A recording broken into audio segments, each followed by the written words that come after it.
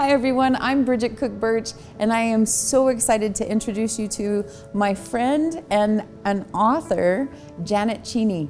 We're so excited for you to hear about her incredible journey of writing her book and what her book is about, because it is out. So Janet, tell us please the name and title of your book, and then also what it's about. The name of my book is So Many Freakin Secrets. It's a memoir. Start out with, I was a hippie, and hippies were all about breaking the mold, changing the world for the better. Joni Mitchell, Crosby, Stills and Nash, all those guys, I could really get with that. But underneath that was a violent, unhappy marriage that I had, enmeshed with painful, hidden secrets from my past, being raised with an adopted family. So I created a groovy new relationship with Jesus. I was a Jesus freak, and with God, which gave me some courage to go find answers to all of that. So I uncovered some secrets, not just for myself, but for my children. And the main question is, can you find the answers to your past? Can you uncover those secrets and heal from it? And the answers to all of that was my journey, and it was amazing. I came out with a lot of wonderful, great me from that. I know that as you were writing this book, you recognized that there was an inherently deep message, because there's so many people that are facing secrets and complex PTSD and other things. Who are you reaching with your book? Anybody that's had a painful past, which takes in a lot of people. Maybe more so women. Women that have been cowed, women that have had to keep their voice silent, maybe women that don't even know they have a voice. Women who don't realize that if you could take a step forward, one step at a time, let God direct you to the right path, you can overcome a lot of things and develop a life that you want, even if it's just having fun with your grandchildren. You can do that and be happy.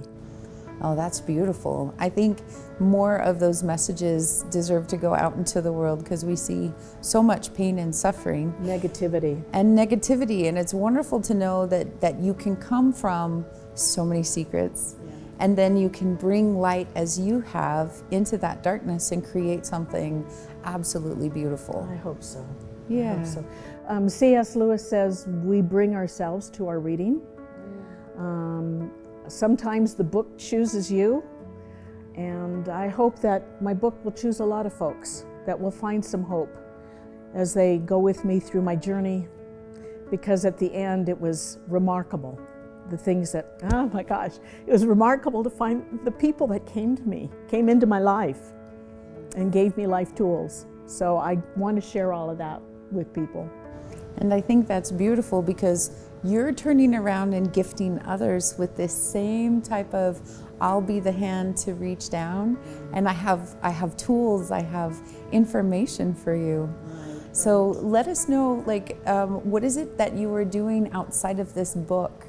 If someone were to come to you and say, Janet, I'm having struggles, self-esteem, I've been in horrific relationships, what can you teach me? What can you tell me? What have you created? So one thing that I did when I realized, first I worked for WGU, and I was a student mentor, and I had students in Asia. I had students all across the United States, all walks and religions and all kinds of things.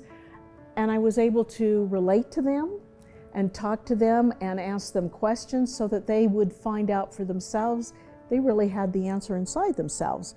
Not to depend on me, but to learn how to access what they already have. So I went ahead and I got certified as a life coach. And so along with my book, I offer those kinds of services with my website now. So I'm going to take you back a little bit. So you were a hippie. I was, girlfriend. In the age of hippies. So tell us a little bit about what was the lifestyle like? I didn't want to be in the drug culture, but that came with the name, I guess. My then husband was a Vietnam veteran. He was already into all of that. When we decided to elope to get married, we went over the Siskiyou Mountains into California, and there was snow everywhere with big orange poles, and so as a souvenir from our wedding, we pulled one of those orange poles, we took it back to our trailer, we hooked it up and painted it with blacklight paint, and we partied on the weekends. We did the drinking, we did the drugs. We had all kinds of people in our apartment from all walks of life. Some of them were probably dangerous people, but we were all in our elements. But one day I dropped acid, and my then husband went off with a friend to go find some speed so he could go to work on Monday, and I had a bad trip. And I saw all kinds of flying, horrible creatures. Is this what you want me to talk about? But that changed everything for me, because I said, okay, enough of this. And you made a significant shift. I did. And I woke up on that Monday morning, and I remembered my grandmother from when I was a little girl, who had taken me to church and been my advocate, who said, "What are you doing with your life?" She had passed away. And I felt her like she was in the room with me, almost like, "Hello, stupid. Can you do something about this? Because what you're doing is gonna not give you a life." So I made a decision that I needed to tell my husband, I'm done with this. Then I found out I was pregnant, and I said, I'm not raising a child like this. You know, it's one thing to party on the weekends and be whatever, whenever, but not for a child. So there were changes that you knew you needed to make, and some things that you may not have been capable or willing to do for yourself. But once there was a child in the mix, that's right. You decided to make that's a huge right. change. Yeah, because I married somebody who was very controlling, because that's what I knew growing up. So that was big for me to stand up to him, but I could do it for my child. Yes. You know. So we had a big fat argument. He said, "What do you want?" I said, "I want to go back to church." And he told me that he would only go to his childhood church, and I said, "Okay, I'll try that." I had been exposed to several other religions, and as long as they were Christian, that was fine with me. And I have friends that are Buddhist, I have friends that are Muslims, wonderful, God-centered people. So that's okay with me. For me, Christianity worked. So what did you bring forward from your hippie culture? What were the positive things that you had learned during that time?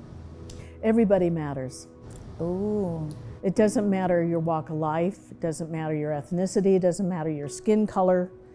How do you treat other people? So this beautiful compassion and openness you brought forward with you. I did. And then additional things that you learned along the way. What do you think is one of the greatest gifts you could give to somebody watching this today? The greatest gift? You have remarkable courage and strength inside yourself, and you really do have all the answers that you need if you will just listen to your conscience, listen to your inner self, and let God guide that for you. He'll help you to take all of that that's inside of you and do some good with it and go forward. So Janet, sometimes when people are writing a book, especially with such depth and complexity and with such raw, genuine authenticity and realness, there's a thing called imposter syndrome that has a tendency to hit every writer, every performer, every artist at some point in time or another. And so I know you've had some emotional highs and lows in writing this book. Yeah. How did you get to the point where you said, no, this is important, this is worth it, I'm going to continue and I'm going to finish this? Right. Well, two things. I did hit imposter syndrome several times, and with my book coach, I learned well, do you think anybody's had this problem that I had? Then, I don't know, do you think they'd read your book and get anything from that problem? Well, how about this problem? Maybe somebody could get something from that from reading your book.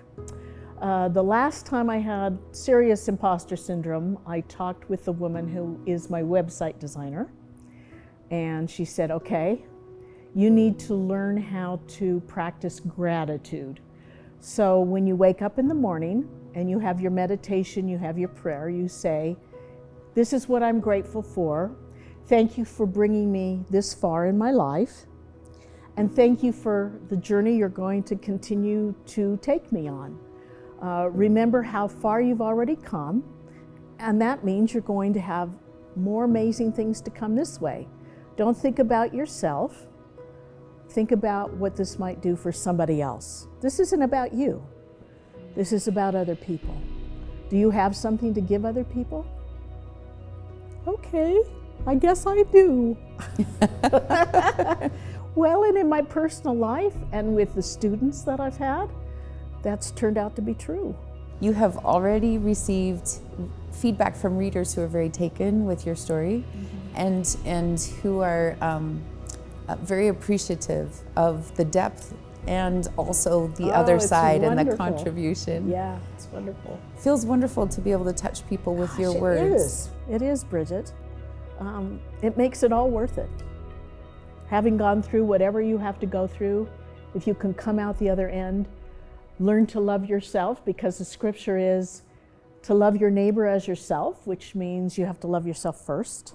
Not an arrogant, I'm all that in a bag of chips way, but in a way that gives you confidence, allows you to tell your story, then you can be of help to other people, and that makes it all worth it to have gone through whatever. What would your invitation be? My invitation, come to my website. Let's talk about any barriers you may have, what's keeping you from being the best of yourself. If you come to the end of my book, just remember you can do it, and you have the answers. You have the answers inside yourself. I started out not being able to speak, really and truly, totally cowed by everybody around me that was an unhealthy, dysfunctional person, and here I am. So if I can, you can. And I'd love to help you on your journey if you need me.